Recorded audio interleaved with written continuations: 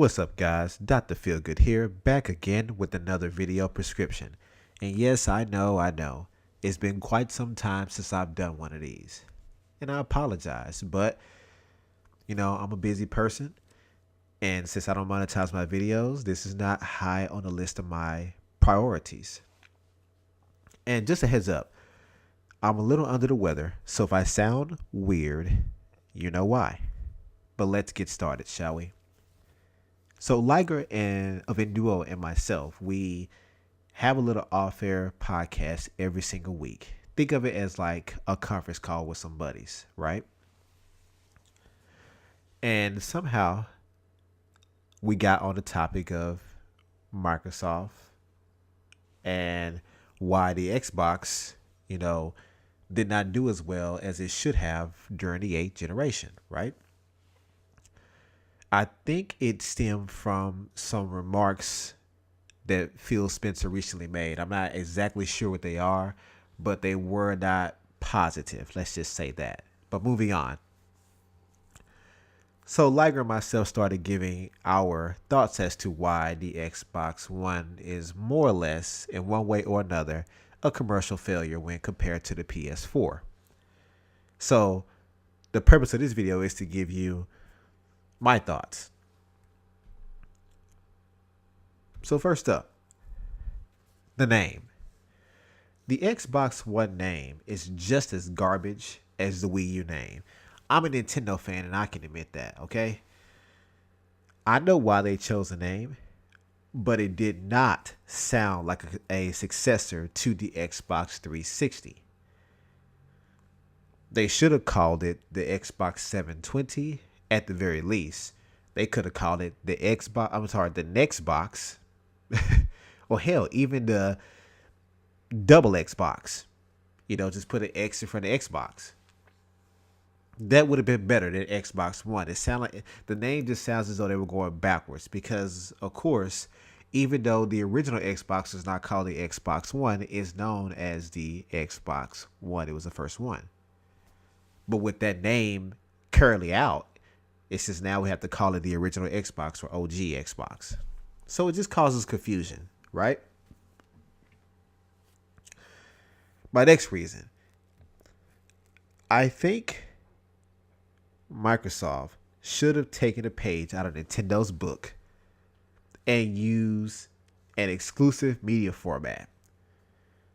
So the original Xbox used DVDs, right? So did the PS2. And the Xbox 360 used DVDs. The PS3 used Blu-rays because Sony is part owner of the Blu-ray conglomerate, basically. So, I really did think when the Xbox One was announced, I was thinking to myself, hey, if Microsoft is smart, they'll utilize the HD DVD format, right? Because they sided with HD DVD during the format war. HD DVD was the same quality as Blu-ray, just had a lower capacity. Their discs back then were 15 gigabytes per layer as opposed to 25 gigabytes. All right. But same quality. And as I said, Microsoft sided with them because the Xbox 360 had an HD DVD Blu-ray HD DVD accessory you could attach to it. So I think to myself, you should side with them because it doesn't make sense to use Blu-ray, which is partially owned by your competitor, which means you'll be putting money in their pocket for every game and system you sell. That only makes sense, right? Plus, since HD DVD lost the format war, it should have been cheaper to produce as a media format and cheaper to license out because no one else is using it. That to me made perfect sense. I say this because the Wii U uses not Blu-ray, it's known as China Blue High Def. It is derived from HD DVD technology. So basically it's HD DVD that has the capacity and scratch resistance of Blu-ray. Only it's far cheaper to produce. The lasers and the discs, right? Smart. But it was exclusive to the Wii U and I think in China or whatever. But to me, that should have been the case. That would have kept them from giving Sony money every time they sell a game and a console. I mean, what do you guys think about that? But in using that format, they could play games directly off the disc with no need for installs. That could have given them one up over Sony. All right. So that's that. They should have used an exclusive but cheaper format that kept money in their own pockets. The next reason, like the Xbox 360, you should have given gamers the option to install their games so that they load faster and or run better. The Xbox 360, you didn't have to install games to play them, but many of the games gave you the option to do an install on the hard drive to cut down on load times. That did this take a 10-second load time and turn it to 1 second? No, but it did cut down 20-30% of the load times, which is better than nothing. But having that option would have been great. Next up, the Xbox One should have been backwards compatible with the Xbox 360 at launch. Meaning, you pop in at the Xbox 360 disc, it plays. That right there would have basically won the 8th generation outright against the PS4. They would have won. Even being a slightly weaker console in other people's eyes, knowing that their entire library from the 7th gen will play on their 8th gen console, that would have given them a huge advantage. And see, now you see them scrambling, trying to make this a reality, but through emulation. But it's slow. It's a slow process, and it's not all games. It's a select few. They're basically only choosing the more popular games. And let me just say this to Phil. This is my next reason. Phil, you did a good job by stopping the blank checks to third-party publishers such as Activision and EA. But you should have instead gave those blank checks to the likes of Rare and other developers and companies you swallowed up to develop exclusive games in-house for your console. You should have, that same check you would give to EA, you should have gave that to Rare. So they could do more to Killer Instinct. So they can make other games. Maybe the next Banjo-Kazooie, maybe another Conker. Not that drugged up heroin addict you showed us years back. No, not that. But truly, another Conker. Hell, even make HD versions of those games. But still, you should have gave those blank checks to the likes of Rare and other companies you own. Hell, Bungie. You should have given that money to them to make exclusive games for your console. Even you should have given that money to Insomniac to make us. Seriously. You have many developers with many IPs worth investing in to some extent. Hell, Nintendo fans were starving for the likes of a Jet Force Gemini sequel, Battletoads, Conquer, and other games. And you own Rare, so it's like you could have done that and had far more exclusives than you currently have. Next up, you should have stuck with and fully supported the Kinect 2.0 despite the fan feedback. See, fans do not always see the benefits and or innovations of your product, but make enough games to take advantage of it, and they will turn their heads back around at some point. People didn't like the Wii when it was first announced with the waggle, but a lot of fans came around to it to the tune of 100 million sold. You can call it casuals, I don't give a damn, but it was profitable. It made Nintendo lots of money. The gamepad, although not well received in the beginning,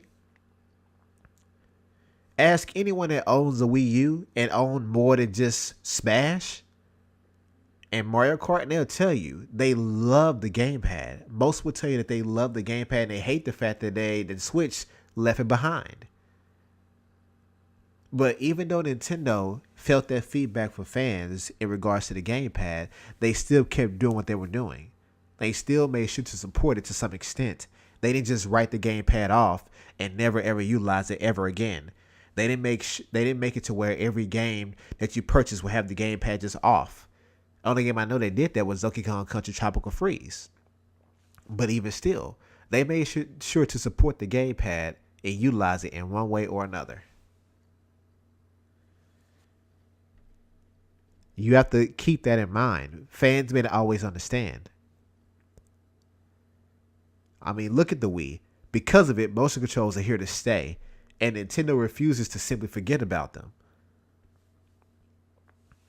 Next, Halo should have more than one spinoff. It should have more than one spinoff. Halo Soccer, or hell, even an RPG should have been considered. It really should have. That's your number one exclusive IP. Seriously. Do like Nintendo and make some spinoffs. Halo Pinball, I don't care. But make spinoffs. See where it will work. Now, the Xbox One X should have been a 9th Gen 2018 console release. And it should have been called the Scorpio. It shouldn't be called the Xbox One S. It should be called the Scorpio. I would say triple Xbox, but that has a negative connotation attached to it. But you should have called it a Scorpio.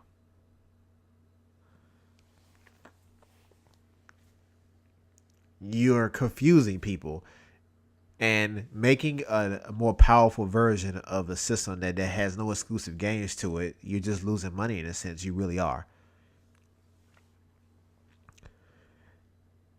The Xbox One X should have had its own exclusive games designed specifically for it and not playable on the Xbox One or the Xbox One S. Yeah, I know it may not make sense to you, Microsoft, but you made a system and you bragged about its 4K capabilities.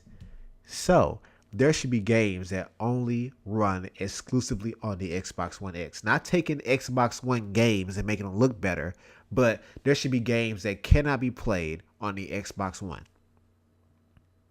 Period.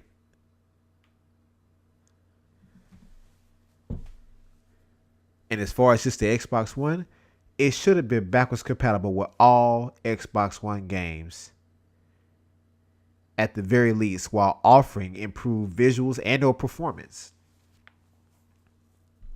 So yes, with the Xbox One X, automatically it should play all Xbox One games and, make them look better and run better, right? Shorten load times and as such. The same way, in a sense, that how the Wii U was completely backwards compatible with the Wii. However, having said that, being backwards compatible with all previous consoles would have made the Xbox One X the ideal console. Or hell, even the Xbox One. If the Xbox One literally could play all Xbox games and Xbox 360 games, that would have been ideal. And see, now they're doing stuff like this that are adding Xbox One games to the library. But even still, that should have been something there at launch.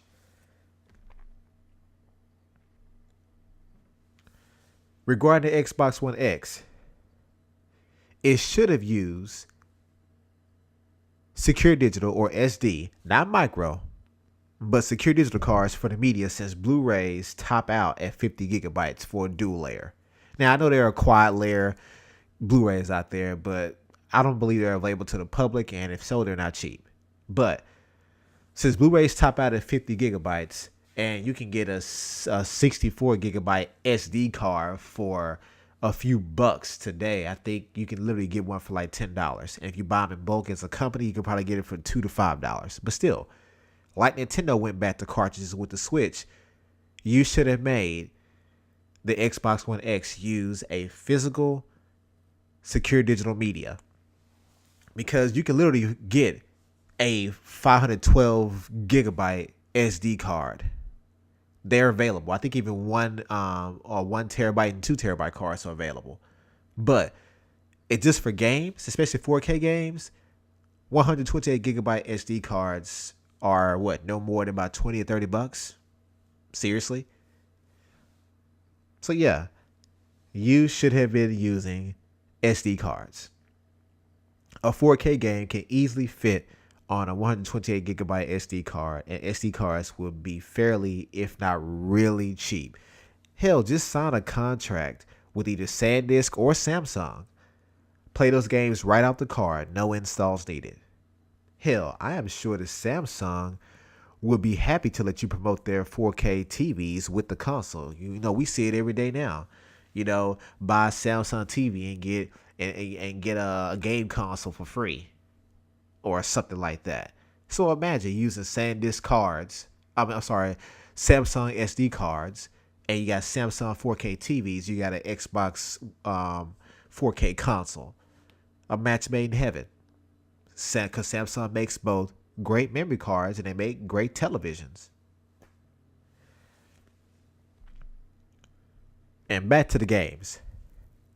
Forza 7, Halo 5, Crackdown 3, Quantum Break 2. I know there's no 2 or not even coming out, but just bear with me. Scalebound, Sunset Overdrive 2, and Gears of War 4 should have all been exclusive to the Scorpio, not this Windows 10 bullshit.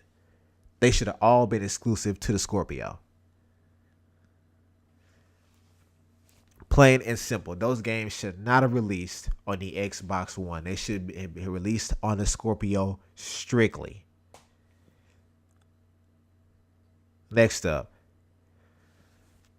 your hard drive should have been no less than 2 terabytes, since you are claiming to be a 4K console and some gamers preferring digital purchases.